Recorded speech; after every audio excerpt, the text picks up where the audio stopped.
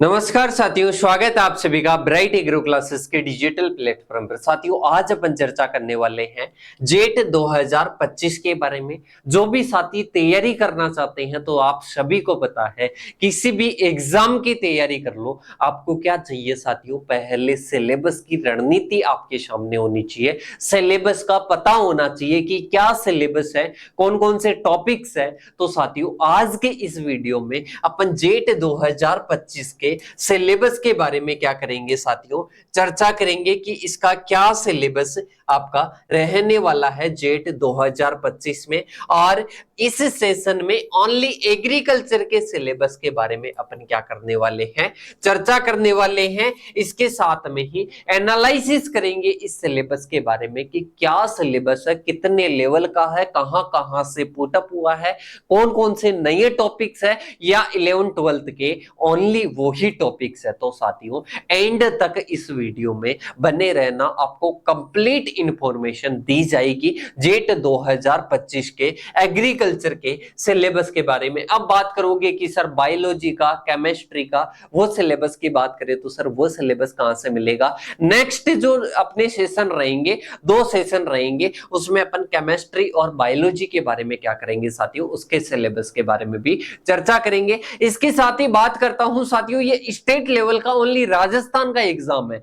इसके साथ ही अपने एग्जाम और भी होते हैं साथियों, एग्रीकल्चर के एंट्रेंस एग्जाम, जैसे सीयूईटी की बात करें, कॉमन यूनिवर्सिटी जो टेस्ट होता है, कॉमन यूनिवर्सिटी की अगर मैं बात करूं साथियों, तो वो सभी जो एग्जाम होते हैं, जैसे पहले बात करें तो बीएचयू का, आईसीआर का अलग अलग एग्जाम लगते थे, पर ओनली अब सीयूईटी के माध्यम से हो रहा है। कॉमन यूनिवर्सिटी टेस्ट की बात करें जैसे, तो अपन बात करें तो बीएचयू के लिए होता है, आईसीआर के लिए होता है, और भी जो तमाम जो सेंट्रल यूनिवर्सिटीज है उनके लिए ये क्या होता है साथियों, टेस्ट होता है। इसके साथ में ही अपन इसके बारे में थोड़ी सी और डिटेल के बारे में चर्चा करें तो जेट और सीयूईटी का सिलेबस लगभग क्या होता है, सेम होता है, बस डीपली, थोड़ा बहुत डीपली आपको सीयूईटी में पूछा जाएगा और जेट में थोड़ा सा अपर लेवल से पूछ लिया जाता है। दोनों की तैयारी आपको साथ में करनी है। अगर कोई भी स्टूडेंट जेट 2025 की अगर तैयारी कर रहा है तो साथियों,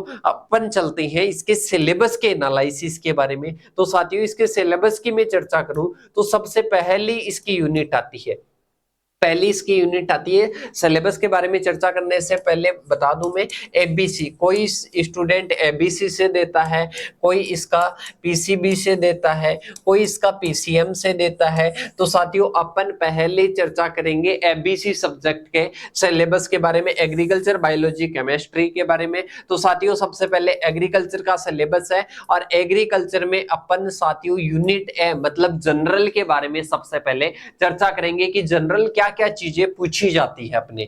तो साथियों, इसमें है food production and importance, economy, nutritional security. तो साथियों, ये अपन बात करें ना फूड प्रोडक्शन वगैरह, इसका इंपॉर्टेंस है, मतलब खाद्यान्न का प्रोडक्शन, खाद्यान्न उत्पादन, इसका क्या महत्व है, सही, बढ़ती हुई जनसंख्या को देखते हुए। तो आपके 11th और जो आपके 12th का जो फर्स्ट चैप्टर है एग्रीकल्चर का, उसमें से ये पुटअप किया गया है। इसके साथ में हिस्ट्री ऑफ एग्रीकल्चर की बात करें, ब्रांचेज की बात करें, इंपॉर्टेंस की बात करें, स्कोप की बात करें, तो ये कौन सा है साथियों, ये अपने 11th और 12th के फर्स्ट चैप्टर से क्या हो जाता है, कवर हो जाता है। मतलब ये 11th और 12th के चैप्टर से पूछा गया है। क्या क्या?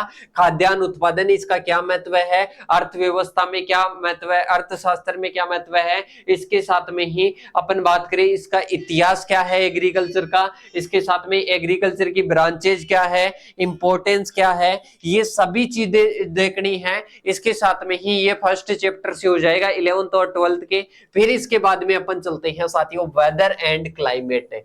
ये आपके साथियों 11th में आपने चैप्टर देखा होगा, 11th के चैप्टर में आपसे पूछा गया है वेदर और क्लाइमेट के बारे में। तो आपको मौसम और जलवायु के बारे में क्या करना है साथियों, पढ़ना है। यह सेकंड चैप्टर होगा शायद अपने जो 11th के एग्रीकल्चर जो है उसमें में सेकंड चैप्टर होगा। इसके साथ में ही अपन बात करें इरिगेशन, ये अपने साथियों जो 12वीं की बुक है उसमें तीसरा चैप्टर दिया हुआ है इरिगेशन का, सिंचाई का, उसमें बढ़िया वर्णन दिया हुआ है, तो वो ही टॉपिक्स इसमें पूछे गए हैं। इसके बाद में वीड की बात करें तो 4 नंबर का चैप्टर है किसमें साथियों, 12th एग्रीकल्चर में, तो ये अपने क्या हो जाता है लगभग जनरल क्या हो जाता है कंप्लीट हो जाता है। सही। अब इसके बाद में अपने आ जाता है साथियों सॉइल, सॉइल के जनरल के बारे में बात करें, क्योंकि सॉइल साइंस अपने किस में आता है साथियों, एग्रीकल्चर केमिस्ट्री में भी आता है। मतलब आपने देखा होगा 10 क्वेश्चन किसके आते हैं, एग्रीकल्चर केमिस्ट्री के, 30 केमिस्ट्री के आते हैं, तो वो वहां पर भी सॉइल का पार्ट कवर हो जाता है, यहाँ पर भी हो जाता है। सॉइल में जो मृदा की डेफिनेशन वगैरह, कंपोजिशन वगैरह, मतलब सॉइल का चैप्टर आपको कौन कौन सा देखना है, एक तो एग्रीकल्चर केमिस्ट्री में एक है ना एल्केलाइन सॉइल वगैरह, मतलब अम्लीय मृदाएं, क्षारीय मृदाएं, उनका सुधार वगैरह, वो सारी चीजें पूछी जाएगी। मतलब वो एग्रीकल्चर केमिस्ट्री का 12th का कौन सा चैप्टर है, 7वां चैप्टर आपको मिलेगा, वहां पर उर्वरक वगैरह बहुत सारा दिया हुआ है वो। इसके साथ में सॉइल की स्ट्रक्चर वगैरह, सॉइल के बारे में एक चैप्टर दिया हुआ है अपने, लगभग शायद तीसरा चैप्टर होगा अपने एग्रीकल्चर का, 12th के एग्रीकल्चर का, उसमें ऐसे आपको देखना है। इसके साथ में ही 11th के एग्रीकल्चर में है साथियों ये अपने सॉइल वाला जो स्ट्रक्चर वगैरह है, वो सारा चैप्टर आ जाएगा। इसके बाद में अपन चर्चा करें न्यूट्रिएंट फर्टिलाइजर, तो फर्टिलाइजर का अपने कौन सी में है, एग्रीकल्चर केमिस्ट्री में कौन सा चैप्टर है साथियों, 7वां चैप्टर है। इसके साथ में 6 और 7 नंबर के चैप्टर के बारे में एक बार देख लेना। इसके बाद में अपने आ जाता है इरिगेशन, सिंचाई वाला टॉपिक आ जाता है। वाटर ड्रेनेज, जल निकास, ये 11th की जो अपनी बुक है एग्रीकल्चर की उसमें आपको मिल जाएगा। इसके साथ में ही इंट्रोडक्शन टू एग्रीकल्चर मशीनरी, मतलब आपने देखा होगा कृषि अभियांत्रिकी के नाम से एक चैप्टर है 5 नंबर का अपने एग्रीकल्चर में, तो उसमें आपको ये जो फार्म मशीनरी है ये कवर हो जाएगा। इसके साथ में ही अपन बात करें एग्रीकल्चर केमिस्ट्री के कुछ टॉपिक जोड़ दिए, जैसे मार्केट वगैरह, किसान क्रेडिट कार्ड वगैरह। इसके साथ में ही अपन बात करें कोऑपरेटिव सिस्टम इन एग्रीकल्चर, मतलब जो सहकारी खेती वगैरह, वो चीजें जोड़ दी। इसके साथ में क्रॉप इंश्योरेंस वगैरह, इसके साथ में NAIS की बात करें तो ये स्कीम्स वगैरह है ना, क्रॉप इंश्योरेंस वगैरह की, ये चीजें जोड़ दी। मार्केट का थोड़ा सा जोड़ दिया, मार्केटिंग, किसी भी प्रोडक्ट की अपन मार्केटिंग करें तो ये चीजें जोड़ दी। इसमें से 1-2 क्वेश्चन आपके जेट में पूछ लिया जाता है, और बहुत ही अच्छा टॉपिक है साथियों, फ्री ऑफ कॉस्ट ये जो टॉपिक है ना, मैं ये आपको अवेलेबल करवा दूंगा, क्योंकि बहुत सारे होते हैं कि इन टॉपिकों को करवाते ही नहीं है साथियों, तो ये टॉपिक आपको पढ़ना है। इसके बाद में अपने आता है एग्रोनॉमी का पार्ट आता है, जिसमें फसलें हैं, क्रॉप प्रोडक्शन में फसलें आ जाती है। फसलें अपने हैं 11th में भी है, 12th में भी है, तो अपने 12th में ज्यादा सब्जेक्ट हैं। जो अगर फसलों की बात करें तो मेनली 12th क्लास में या 6 चैप्टर में, तो इसमें सीरियल्स आ जाएगी। इसके साथ में ही अपन बात करें सभी के क्या देखने हैं, सभी फसलों की बात करें तो स्टडी, इनकी स्टडी के बारे में बात करें, बॉटनिकल नेम वगैरह, ओरिजिन वगैरह, सीड रेट वगैरह, उपज वगैरह, इनमें जो खरपतवार नियंत्रण होता है, प्रोटेक्शन वगैरह, वो सारी चीजें आ जाएगी। इसके साथ में सीरियल क्रॉप्स आ जाएगी, पल्सेस आ जाएगी, फॉडर क्रॉप्स आ जाएगी, फाइबर क्रॉप्स आ जाएगी, कैश क्रॉप्स आ जाएगी। इसके बाद में आता है ऑर्गेनिक फार्मिंग, मतलब आपके 12th के एग्रीकल्चर का जो सेकंड चैप्टर है उसमें ऑर्गेनिक फार्मिंग के बारे में दिया हुआ है साथियों। ऑर्गेनिक फार्मिंग का मतलब क्या होता है, ये केमिकल फ्री होती है, केमिकल फ्री होती है, इसको ऑर्गेनिक फार्मिंग के नाम से जानते हैं। एक नेचुरल फार्मिंग होती है, chemical free farming, but based on life stock, वो किस पर, पशुधन पर क्या होती है, आधारित होती है। तो साथियों ये अपने क्या आ जाएगा, ऑर्गेनिक फार्मिंग आ जाएगा। सही, ऑर्गेनिक फार्मिंग का चैप्टर दिया हुआ है। इसके साथ में ही अपन चले साथियों आगे की ओर, नेक्स्ट यूनिट की बात करें तो ये हॉर्टिकल्चर की यूनिट आती है।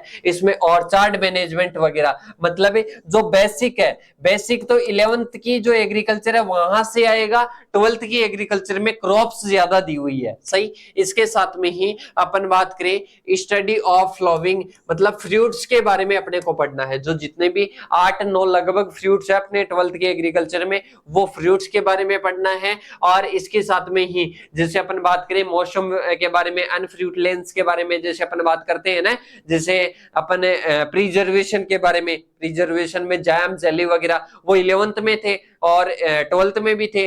इसके साथ में ही अपन बात करें ऑर्चार्ड मैनेजमेंट वगैरह, फ्लावरिंग वगैरह वो किस प्रकार से की जाती है। मतलब जो हॉर्टिकल्चर का मैनेजमेंट देखे तो वो 11th में है। 12th में देखें तो जैम जेली वगैरह बनाना, इसके साथ में ही अपन बात कर तो फसलें वगैरह वो सारी किस्में हैं 12th में है। इसके साथ में ही वेजिटेबल्स आ जाएगी, इसके साथ में ही नर्सरी के बारे में, नर्सरी के बारे में आपको पढ़ना है। इसके साथ में ही वेजिटेबल्स के बारे में आ जाता है, ऑर्नामेंटल्स के बारे में, मतलब जो फ्लावर्स वगैरह है, फ्लावर्स की जो कल्टीवेशन है वो सारी किसमें आ जाएगी साथियों, हॉर्टिकल्चर में आ जाएगी। स्पाइसेस मतलब जो मसाला वगैरह है वो सारी आ जाएगी। इसके साथ में ही अपन बात करें preservation of fruits and vegetables, जैसे केचप वगैरह की बात करें, अचार की बात करें, सॉस की बात करें, मार्मलेड की बात करें, जैम जेली की बात करें, तो ये प्रिजर्वेशन में आता है। ये सारी चीजें आपको हॉर्टिकल्चर में पढ़नी है जो कि आपके हैं साथियों। इसमें एक भी टॉपिक ऐसा नहीं मिलेगा जो कि आपके 11th 12th की एग्रीकल्चर के बाहर है। वो सारा टॉपिक है वो इसी के अंदर से होंगे। इसके साथ में ही अपने आती है साथियों नेक्स्ट लाइव स्टॉक या एनिमल हस्बेंड्री। एनिमल हस्बेंड्री में बात करें तो एनिमल हस्बेंड्री के जितने भी 11th और 12th के जो टॉपिक है ना वो सारे पूछे गए हैं। जैसे एनिमल ब्रीडिंग की बात करें तो ये किसमें है साथियों, जो पशु प्रजनन है उसमें क्या अपने को ध्यान रखनी चाहिए, क्या सावधानियां रखनी चाहिए, वो किसमें है 11th में टॉपिक है। इसके साथ में ही एनिमल न्यूट्रिशन की बात करें, मतलब जो एनिमल जो न्यूट्रिशन है वो 11th का आपका चैप्टर होगा, 11th या 12th का आपका 11 नंबर का जो चैप्टर है ना वो इसी से रिलेटेड है। मतलब पशु पोषण, पशुओं को क्या आहार देना चाहिए, बैलेंस्ड जो अपने राशन है वो रिलेटेड जितनी भी टर्म्स है उनसे क्वेश्चन पूछे जाते हैं किसमें, एनिमल न्यूट्रिशन में। इसके साथ में जनरल है, इसमें कोई ज्यादा नहीं है। इसके साथ ही है साइलेज के बारे में बात करें तो उसमें से भी क्वेश्चन पूछा जाता है क्योंकि वो भी पशु आहार में आता है। कितना खिलाना चाहिए, शरीर के जो पशु होते हैं उनके बाहर के कितना खिलाना चाहिए, वो सारी चीजें किसमें से आती है साथियों, एनिमल न्यूट्रिशन में से। इसके साथ में ही फीड प्रिजर्वेशन, मतलब वो न्यूट्रिशन में आ जाएगा, है साइलेज वगैरह, मतलब उनका भी तो प्रिजर्वेशन करते हैं जैसे अपन जैम जेली करते हैं वैसे ही उनके लिए है साइलेज, मतलब कच्ची अवस्था में काटकर उनको न्यूट्रिशन को बनाए रखते हुए उनको क्या करते हैं, प्रिजर्व करते हैं। इसके साथ में ही अपन बात करें एनिमल हेल्थ, मतलब जो एनिमल डिजीज वगैरह है वो किसके द्वारा होती है, उनका मैनेजमेंट ट्रीटमेंट किस प्रकार से करते हैं। 12th क्लास में क्या है साथियों, उनकी डिजीज है, ट्रीटमेंट है, उनको अन्य किस नाम से जाना जाता है, क्या उनके लक्षण होते हैं, सारी चीजें दी हुई है। सही। अब इसके साथ में ही अपन बात करें जनरल मेडिसिन और देयर यूटिलिटी, मतलब जो अपन बात करें मेडिसिन क्या क्या यूज, औषधियों की बात करें तो पशुओं को दी जाने वाली औषधि वो भी अपने 11th 12th के एग्रीकल्चर में अच्छे से दी हुई है। इसके साथ में ही दूध निकालने की विधियां, दूध निकालने की विधियां आ जाएगी। इसके साथ में पशुओं की जो पोल्ट्री वगैरह है, भेड़ वगैरह है, भैंस वगैरह है, गाय वगैरह है, इसमें बकरी की नहीं नस्लें दी हुई है पर अपनी जो पड़ी हुई है तो क्यों ना अपन एक बार उनका रिवाइज तो करें। अब इसके बाद में अपन चलते हैं एनिमल डिजीज वगैरह, जो रेंडर पेस्ट वगैरह, ब्लैक वाटर वगैरह, एंथ्रेक्स वगैरह, जो पड़ी हुई चीजें हैं ना वो सारी चीजें आपके किसमें हैं, एग्रीकल्चर के सिलेबस में है साथियों। इसके साथ में ही डेयरी साइंस, मतलब दुग्ध विज्ञान, दुग्ध विज्ञान में 12th की एग्रीकल्चर में भी अपना एक चैप्टर था। इसके अलावा 12th की एग्रीकल्चर केमिस्ट्री में कंप्लीट जो डेयरी साइंस है जितना भी क्वेश्चन पूछे जाते हैं वो उसके बाहर से नहीं जाते हैं। इसके साथ में ही लास्ट में छोटा सा ऐसा है कि ये जनरल ऐसे मान लो इसे क्वेश्चन पूछ लिया जाता है, जैसे अपने पास जो बायो वेस्टेज होते हैं, सही, बायो वेस्टेज होते हैं उनको बायो प्लांट में अपन क्या कर सकते हैं, बायोगैस में कन्वर्ट कर सकते हैं। मतलब जो पशुओं का अपशिष्ट होता है उसको अपन एक यूटिलाइज कर सकते हैं बायोगैस के रूप में। तो सही, ये टॉपिक आपको पूछा गया है। तो साथियों ये अपना क्या है साथियों, जेट 2025 का क्या है साथियों, सिलेबस है। इसमें एक चीज आपको देखने को मिली होगी साथियों, बायोलॉजी का नेक्स्ट सेशन में करेंगे, थोड़ी सी अब चर्चा में करना चाहूंगा साथियों। इसमें अपन बात करें तो साथियों जेट के सिलेबस की बात करें तो जेट का सिलेबस लगभग किसमें कवर हो रहा है साथियों, इसी में से कवर हो रहा है 11th और 12th की एग्रीकल्चर के। सही। 11th और 12th की एग्रीकल्चर बुक के बाहर ऐसे मान लो कि एग्रीकल्चर बुक में वैसे तो 40 में से 40 क्वेश्चन पूछे जाएंगे और इसके साथ में सोइल के भी लगभग कवर हो जाएंगे, एग्रीकल्चर बायोलॉजी के भी कुछ कवर हो जाएंगे, पर 40 क्वेश्चन मानते हैं 11th और 12th की एग्रीकल्चर, 40 के 40 इससे पूछे जाते हैं। ऐसे मान लो कि कभी कभी ऐसे मान लो कि अपन कितने 35 क्वेश्चन इसमें से मान लेते हैं कि 35 क्वेश्चन अपन कवर कर सकते हैं। सही। अब ये 35 क्वेश्चन आप आसानी से कवर कर सकते हो साथियों, और खुद का पढ़ा हुआ जो मटेरियल है ना उसी में से ऐसे मान लो कि कुछ क्वेश्चंस आपको चाहिए, क्वेश्चन प्रैक्टिस चाहिए, बाकी आप कंप्लीट तैयारी 40 क्वेश्चंस की इन्हीं टॉपिकों से कर सकते हो। साथियों कोई ऐसे नहीं है कि भ्रमित करने वाली सारी चीजें हैं, सारा सिलेबस आपके सामने दिया हुआ है, कंप्लीट सिलेबस सेम दिया हुआ है 11th की और 12th की एग्रीकल्चर में। अब साथियों आप कहीं पर भी जाओगे आपको भ्रमित करने के लिए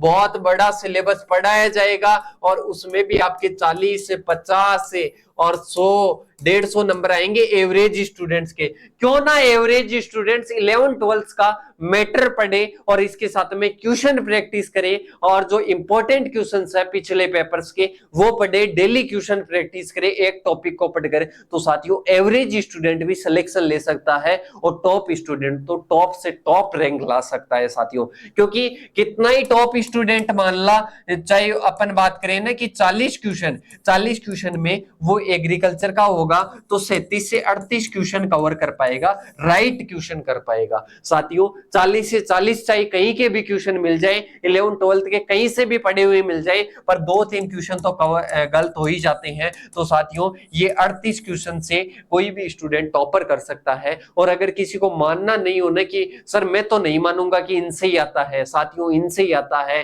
कहीं पर भी चले जाओ यही सिलेबस आपको पढ़ाया जाएगा। इसको डीपली पढ़ा दिया जाता है शुरू में, बाद में यही कवर करवाया जाता है और इसको 1 साल तक ले जाया जाता है, आपको अलग से नोट्स बनाए जाते हैं। तो साथियों आपके 11th-12th के जो नोट्स बने हुए हैं उनको अच्छे से कवर करना है, उन बुक्स को पढ़ना है, बुक्स के पीछे इंपॉर्टेंट पॉइंट्स पढ़ने हैं, ऑब्जेक्टिव क्वेश्चन पढ़ने हैं, और इसके साथ में ही जो ऑब्जेक्टिव क्वेश्चन है ना उनकी बार बार आपको क्या करनी है, प्रैक्टिस करनी है साथियों। इसके अलावा एग्रीकल्चर का ये आपका 40 के 40 क्वेश्चन का मटेरियल किसमें है, 11th-12th में है, और इसके साथ में ही किसमें है साथियों, 11th-12th और इसके साथ में ही अगर अपन बात करें साथियों 11th-12th के साथ में कहां से अपन कवर कर सकते हैं, इसको कवर कर सकते हैं साथियों क्वेश्चन प्रैक्टिस करके। कहां से, क्वेश्चन प्रैक्टिस करके, क्वेश्चंस वगैरह कहां से मिलने वाले हैं सारी चीजें बताने वाला हूं।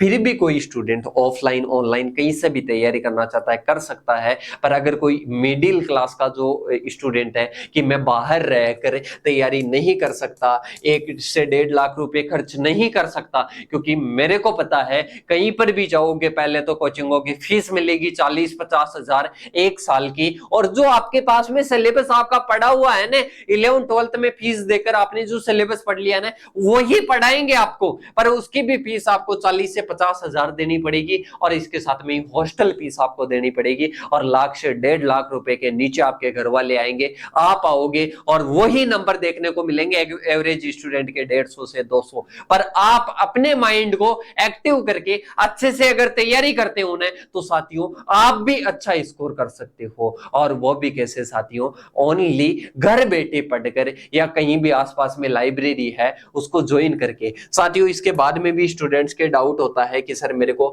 ऑनलाइन सभी क्लासेस लेनी है। साथियों ऑनलाइन क्लासेस जैसे मान लो आप लेते हो 600 घंटे की, 600 तो नॉर्मल हो जाते हैं साथियों, 700 से 800 घंटे की आप ऐसे मान लो कि डेली क्या टोटल अपन क्लासेस लेते हैं 700 से 800 घंटे की, 700 से 800 आवर्स अगर इन 11th-12th की बुक्स को आप पढ़ दो ना, ये सच्चाई पूछना उनसे भी पूछना जो तैयारी करवाते हैं ना, जो तैयारी करवाते हैं 40-50 हजार फीस लेकर जो तैयारी करवाते हैं उनको पूछना कि सर हम अगर 11th-12th की बुक्स को 700 से 800 घंटे दे दे तो हमारा सिलेक्शन हो जाएगा क्या? 40 जो अपने क्वेश्चन है पर सब्जेक्ट से आ जाते हैं क्या उससे? बिल्कुल आ जाते हैं। कोई भी अगर अच्छा शिक्षक आपकी जानकारी में हो, 11th-12th में आपको पढ़ाया हो, और उसको बिना किसी शर्त के साथ में एक बार पूछना कि सर क्या ये चीज सही है क्या, 11th-12th से ही पूछा जाता है क्या? बिल्कुल 11th-12th से पूछा जाता है, एक बार देखना उस सिलेबस को। और इसके साथ में ही साथियों अगर कोई भी स्टूडेंट ऑनलाइन या ऑफलाइन तैयारी करना चाहता है और वो भी किसके साथ में साथियों, नाम मात्र शुल्क के साथ में, तो वो क्या कर सकता है साथियों, अपन से कांटेक्ट कर सकता है। कांटेक्ट के लिए आपके नंबर है 8690596638 है। अब बोलोगे कि सर आप तो ऑनलाइन और ऑफलाइन के लिए अब बोल दिए, पहले बोल रहे थे कि सर कोचिंग ही आपको नहीं करनी है, कहीं पर नहीं जाना है। साथियों पर फिर भी स्टूडेंट्स होते हैं कि मेरे को ऑनलाइन करनी है कंप्लीट है और मेरे को ऑफलाइन करनी है, और पर इसके बाद में ये जो स्टूडेंट्स है ना, ये जो जिन्होंने मैंने बताया कि 11th-12th का पढ़कर आप सिलेक्शन ले सकते हो, उनके लिए साथियों एक चीज है आपके लिए, ऐसे मान लो कि रामबाण है साथियों।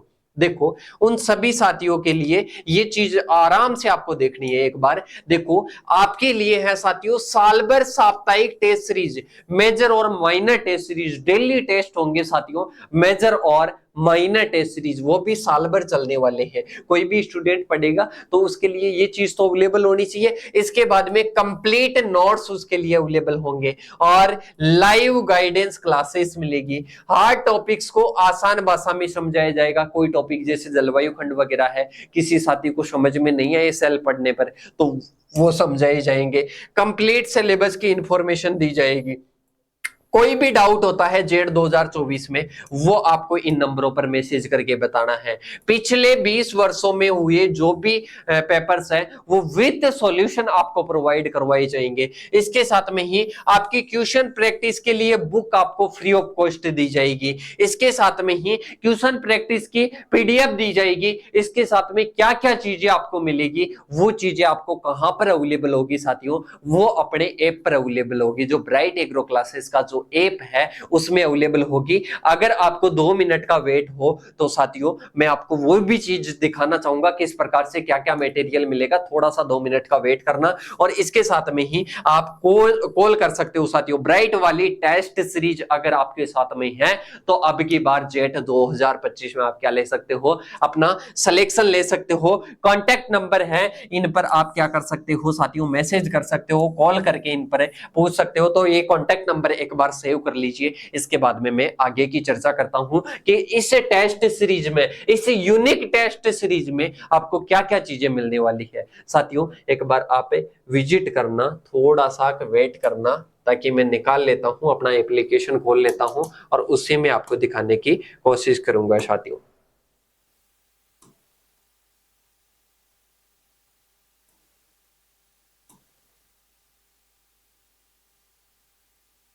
देखो साथियों सबसे पहले आपको जेट 2024 के नाम से मिल जाएगा। जेट 2024 के नाम से मिल जाएगा। जैसे ही ओपन करोगे कंटेंट में जाना है, कंटेंट में सबसे पहले सिलेबस मिलेगा और सिलेबस की ये वीडियोस मिलेगी, तीनों सब्जेक्ट के सिलेबस एनालिसिस की। इसके साथ में ही जेट की माइनर टेस्ट सीरीज, मतलब जो पर डे टेस्ट सीरीज है उसकी वीडियो भी बताई हुई है कि किस प्रकार से टेस्ट सीरीज आएगी। पहले पूरा शेड्यूल जारी किया जाएगा। इसके साथ में ही जेट की मेजर टेस्ट सीरीज, इसके बारे में भी बताया हुआ है। इसके साथ में जेट के ऑल ओल्ड क्वेश्चन मिलेंगे, ओल्ड पेपर्स के, जेट के ऑल नोट्स मिलेंगे कंप्लीट आपको आसान भाषा में। इसके साथ में ही जेट क्वेश्चन पीडीएफ मिलेगी प्रैक्टिस के लिए। इसके साथ में इंपॉर्टेंट और हार्ड टॉपिक्स मिलेंगे इजी लैंग्वेज में। इसके साथ में ही क्वेश्चन प्रैक्टिसेस के लिए आपको वीडियोज मिलेगी। इसके साथ में शॉर्ट और क्विक रिवीजन आपको करवाया जाएगा। तो साथियों ये चीजें मिलने वाली है और मात्र 999 रुपए में मैं एक चीज दावा ठोक के आपको कह सकता हूं कि ये टेस्ट सीरीज और ये मटेरियल, टेस्ट सीरीज तो इसको नाम दिया गया है, कंप्लीट ही मटेरियल आ गया। बस ऐसे नहीं है कि अपन कंप्लीट सभी टॉपिकों की क्लास लेकर आपका टाइम खराब करें। आपने जो चीजें पढ़ ली, जो क्रॉप पढ़ ली, उनको अपने क्वेश्चन प्रैक्टिस के द्वारा भी तो समझा सकते हैं। तो एवरेज स्टूडेंट भी इससे अच्छा सा अच्छा स्कोर कर सकता है। साथियों अगर आपको ये जो बातें हैं ये समझ में आई होगी, विचार करना एक बार इनको, अगर आपको अच्छी लगती है तो एक बार जरूर विचार करना साथियों। अब अपन मिलेंगे नेक्स्ट सेशन के साथ में, तब तक के लिए जय हिंद जय भारत साथियों।